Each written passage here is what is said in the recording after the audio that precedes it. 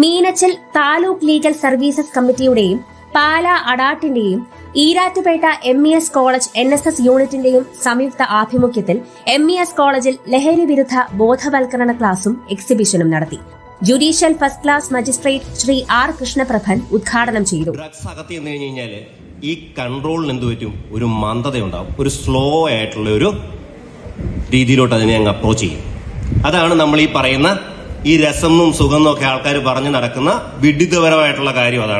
അതായത് ഇതകത്ത് ചെന്ന് കഴിഞ്ഞാൽ നമ്മൾ ഓർക്കുന്ന സുഖമല്ല ആക്ച്വലി സംഭവിക്കുന്നത്. അവിടെ ഉണ്ടാവുന്നെന്ന് പറഞ്ഞു കഴിഞ്ഞാൽ നമ്മുടെ ആ സിസ്റ്റം മുഴുവൻ അങ്ങോട്ടേക്ക് കുറച്ചു നേരത്തേന് അങ്ങ് സ്ലോ ഡൗൺ ചെയ്യും. പ്രിൻസിപ്പൽ പ്രൊഫസർ AM റഷീദ് അധ്യക്ഷത വഹിച്ചു. അഡ്വക്കേറ്റ് സുമൻ സുന്ദർ രാജ് ക്ലാസ് എടുത്തു. ലീഗൽ സർവീസസ് പ്രതിനിധി VM അബ്ദുള്ള ഖാൻ, NSS കോർഡിനേറ്റർമാരായ മുംതാസ് കബീർ, ഹൈമ കബീർ എന്നിവർ പ്രസംഗിച്ചു.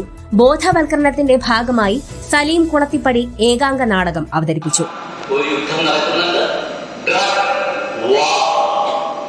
അത് പ്രധാനമായും അവരുടെ ലക്ഷ്യം വിദ്യാർത്ഥികളാണ്.